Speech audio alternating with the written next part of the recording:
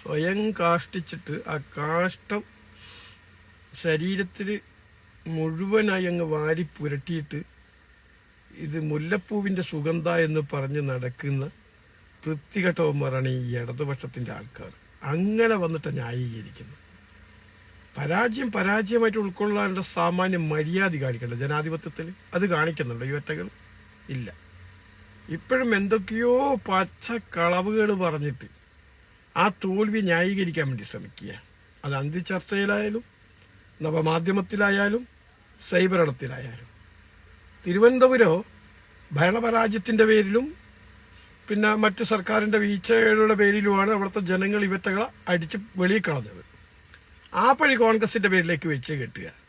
എന്നിട്ട് കള്ളക്കണക്കുമായി അർദ്ധരാത്രിയിൽ ചാനൽ ചർച്ചയിൽ വന്നിട്ട് പറയുക കോൺഗ്രസ് BJPക്ക് വോട്ട് മറിച്ച് കൊടുത്തു, അതുകൊണ്ടാണ് BJP അവിടെ വിജയിച്ചത്.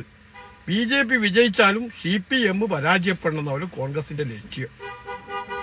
ഏത് ബോധ്യത്തിന്റെ അടിസ്ഥാനത്തിലാണ് പറയുന്നത് എനിക്കറിയത്തില്ല. ഇനി CPI അല്ല BJPക്ക് കോൺഗ്രസ് വോട്ട് മറിച്ച് കൊടുക്കാനുള്ള ചർച്ചകൾ AKG സെന്ററിനാണോ നടത്തിയത്? എങ്കിലേ അത്രയും വ്യക്തമായിട്ട് പറയാൻ പറ്റൂ. അവിടെ കോൺഗ്രസിന്റെ നില മെച്ചപ്പെടുത്തി. CPMന്റെ ഭരണ പരാജയം കൊണ്ട് പിന്നെ അത് പരാജയപ്പെട്ടു.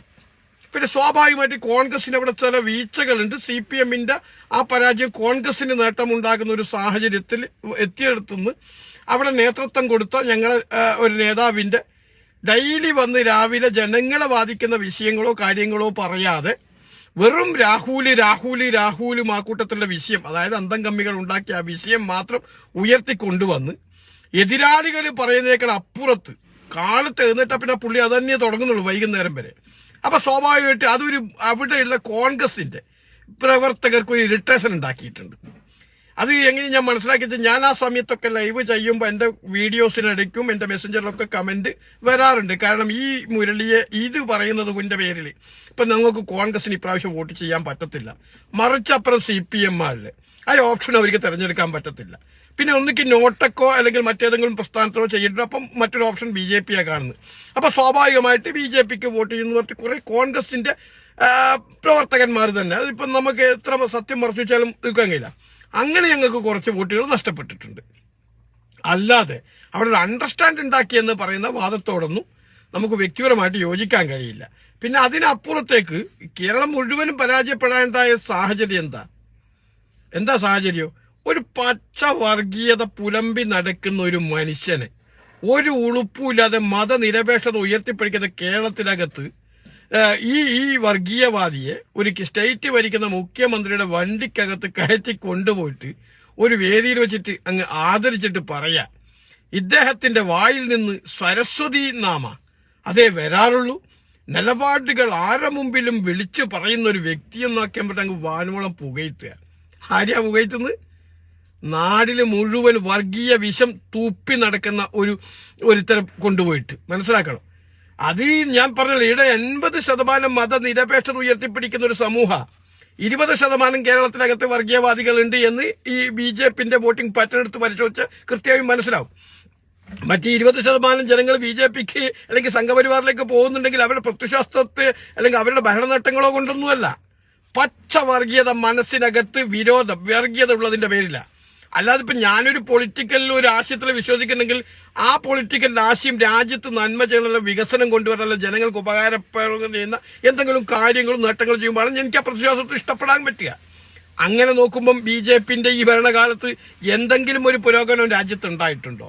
ഏതെങ്കിലും ജനങ്ങൾക്ക് അല്ലെങ്കിൽ ഏതെങ്കിലും അടിസ്ഥാന വർഗ്ഗത്തിൽ എന്തെങ്കിലും നേട്ടങ്ങൾ ഉണ്ടായിട്ടുണ്ടോ? ഇല്ലല്ലോ. രാജ്യം മുഴുവൻ വിലക്കയറ്റം ഉണ്ടാക്കി മതസൗഹാർദ്ദമായി ജീവിക്കുന്ന ഒരു രാജ്യത്തെ എന്താ പറയേണ്ട വർഗീയമായി ചിത്രീകരിച്ച് രാജ്യത്തിന്റെ സ്വന്തം പൗരന്മാരോട് തന്നെ യുദ്ധം പ്രഖ്യാപിച്ച് മുന്നോട്ട് പോകുന്ന ഒരു സംഘപരിവാർ ഗവൺമെന്റിനെ പിന്നെ ഒപ്പം നിൽക്കുമ്പോൾ അവരെ മനസ്സിനകത്ത് എന്താ ഉള്ളതെന്ന് ചിന്തിക്കാൻ നമ്മൾ വലിയ ഡിഗ്രി ഒന്നും എടുക്കണ്ട. അപ്പൊ അങ്ങനെ 20% ഈ വൃത്തികെട്ടവന്മാർ കേരളത്തിനകത്തുണ്ട്. പക്ഷെ കഴിച്ച 80% പേരും മതനിരപേക്ഷത പിടിക്കാൻ ആഗ്രഹിക്കുന്നവരാ.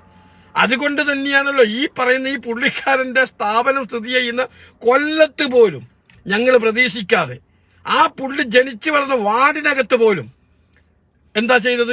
പരാജയപ്പെട്ടില്ലേ ഈ CPM എന്ന് പറയുന്ന പാർട്ടി? അവിടെ വെറും ന്യൂനപക്ഷങ്ങളൊന്നുമല്ലല്ലോ വോട്ട് ചെയ്തത്. അപ്പൊ അതാ പറയാ, ഇതിനകത്ത് കേരളത്തിനകത്ത് ഒരു കൾച്ചർ ഉണ്ട്, നമ്മൾ പരമ്പരാഗതമായി കാത്ത് സംരക്ഷിച്ച് വെക്കുന്ന. അതിന് കോട്ടം തക്കുന്ന വിധത്തിൽ ആരെന്ത് പറയാം, അത് മുസ്ലിം ആവട്ടെ, ക്രിസ്ത്യാനി ആവട്ടെ, അല്ലെങ്കിൽ ഹൈന്ദവ സഹോദരങ്ങൾ ആര് പറഞ്ഞാലും അതിനെതിരെ പ്രതികരിക്കാനുള്ള ഒരു മനസ്സ് കേരളത്തിനകത്തുണ്ട് എന്നുള്ള ചരിത്ര സത്യമെങ്കിലൊന്നും മനസ്സിലാക്കണ്ടേ അന്തംഗമ്മികളെ? അല്ലാതെ നിങ്ങൾ ഈ പച്ച വർഗീയതയും വിഷം തുപ്പി നടക്കുന്ന ഒരുത്തനെയും തോളിലേറ്റി കൊണ്ടുപോയിട്ട് അവനെ സ്വീകരിക്കാൻ വേണ്ടി മന്ത്രിമാരടക്കം അങ്ങയുടെ കളിച്ചക്കുളങ്കയിലേക്ക് സാലും തൂക്കി പോയാലും കേരളം മറക്കുവോ? അപ്പൊ അതിന്റെയൊക്കെ ഭാഗമായിട്ട് തന്നെയാണ് ഈ തോൽവി നിങ്ങൾക്ക് ഉണ്ടായത്. ഇനിയും ഈ തോൽവിയിൽ നിന്ന് പാഠം പഠിച്ചിട്ടില്ലെങ്കിൽ ഞാൻ ആവർത്തിച്ച് പറഞ്ഞു വെക്കുന്നു, ഇടതുപക്ഷത്തിന്റെ നല്ല പ്രവർത്തകരോട്, പശ്ചിമ ബംഗാളിലും ത്രിപുരയിലെയും അവസ്ഥ നിങ്ങൾക്ക് കേരളത്തിനകത്ത് ഉണ്ടാകും, അതിനകത്ത് ഒരു തർക്കവും ഇല്ല. പിന്നെ ചിലരെ പറയും ഞങ്ങൾ തിരിച്ചു വരും, ഞങ്ങൾ ഉയർത്തെഴുന്നേൽക്കും, ഒരാളുണ്ടെങ്കിൽ ഒരു പ്രസ്ഥാനം, അതൊക്കെ നാറി പൊളിച്ച ഡയലോഗുകളാണ്. അതൊക്കെ അങ്ങോട്ട് മാറ്റിവെച്ച് ഈ പശ്ചിമ ബംഗാളിലും പരാജയപ്പെട്ടപ്പോൾ തന്നെ ഈ കുണ്ടന്നൂർ രായപ്പനൊക്കെ ആ സമയത്ത് ചാനൽ ചർച്ചയിൽ കയറി പറഞ്ഞു കേൾക്കല, ഞങ്ങളുടെ ഒരു പരാജയം ഉണ്ടായി എന്നുള്ളത് കൊണ്ട് ഞങ്ങൾ അങ്ങ് ഒഴിച്ചു പോകത്തൊന്നുമില്ല, ഞങ്ങൾ വർദ്ധിത സമര പോരാട്ട വീര്യവുമായി അവിടെ ഉദിച്ചുയരും എന്നൊക്കെ 15 വർഷങ്ങൾക്ക് മുമ്പ് ഈ എന്താ പറയാ ഈ പശ്ചിമ ബംഗാൾ നഷ്ടപ്പെട്ടപ്പോൾ പറഞ്ഞിട്ടുണ്ടായിരുന്നു. പക്ഷെ പിന്നീട് 15 വർഷമായിട്ടും ഇന്ന് ഉയർത്തെഴുന്നേൽപ്പിൽ മാത്രമല്ല അവിടെ 0 ബാലൻസിലായി, അവിടെ ഒരാളിലുണ്ടായി. അപ്പൊ അതുകൊണ്ട് ആ നാറിപ്പൊഴുത്ത ഡയലോഗൊന്നും ഇനി അടിക്കണ്ട. ജനങ്ങളെയൊക്കെ നിങ്ങൾ ചെയ്ത ദ്രോഹങ്ങൾ, ഈ വർഗീയവാദികളെ പ്രോത്സാഹിപ്പിക്കുന്ന നിലപാടുകൾ, ഇത് രണ്ടും മാറ്റിക്കഴിഞ്ഞാൽ ഒരു പക്ഷേ ഒരു പ്രതിപക്ഷത്തിരിക്കാനുള്ള സാഹചര്യം അടുത്ത നിയമസഭയ്ക്ക് അകത്ത് നിങ്ങൾക്ക് കിട്ടും. ഇനി അതല്ല, ഈ നിലപാടുമായിട്ട് ഈ വർഗീയവാദികളെ തോളിലേറ്റി ഇവർക്കൊക്കെ സ്തുതി പാടിയിട്ടാണ് ഈ ഹന്തം കമ്മികൾ മുന്നോട്ട് പോകുന്നുണ്ടെങ്കിൽ പ്രതിപക്ഷം പോലും കേരളത്തിനകത്ത് ഉണ്ടാവത്തില്ല. ഉദാഹരണം, മലപ്പുറത്തൊരു ജില്ലാ പഞ്ചായത്തിൽ ഇപ്പൊ എങ്ങനെയാണോ UDF ഭരണം നിലനിർത്തിയത്, അവിടെ പ്രതിപക്ഷം ഇല്ല. അതൊക്കെ നിങ്ങൾക്കൊരു സൂചന തരുന്നതാ. അതുപോലെ കേരളത്തിനകത്ത് 140 സീറ്റിനകത്തും UDF വിജയിച്ചു വരും. കാരണം നിങ്ങൾ പറയുന്നത് മതനിരപേക്ഷവാദികളാണ് 80% പേരുടെ സമൂഹവും. അതിനകത്ത് അവർക്ക് ഒരുപക്ഷെ രാഷ്ട്രീയപരമായിട്ട് നിങ്ങൾ ചെയ്യുന്ന പിന്നെ തെറ്റ് കുറ്റങ്ങളെങ്കിൽ അത് പൊറുക്കാൻ പറ്റുമാണെങ്കിലും, പക്ഷെ ഇത്തരം നിലപാടുകൾ ഒരു കാരണവശാലും കേരളത്തിന്റെ പൊതുമനസ്സ് അംഗീകരിക്കത്തില്ല എന്നുള്ള കൃത്യവും വ്യക്തവുമായ തെളിവ് മാത്രമാണ് ഇതൊന്ന് സൂചിപ്പിച്ചുകൊണ്ട് ഞാൻ എന്റെ ഞാൻ അവസാനിപ്പിക്കുന്നു. ജയ് ഹിന്ദ്, ജയ് നാഷണൽ കോൺഗ്രസ്.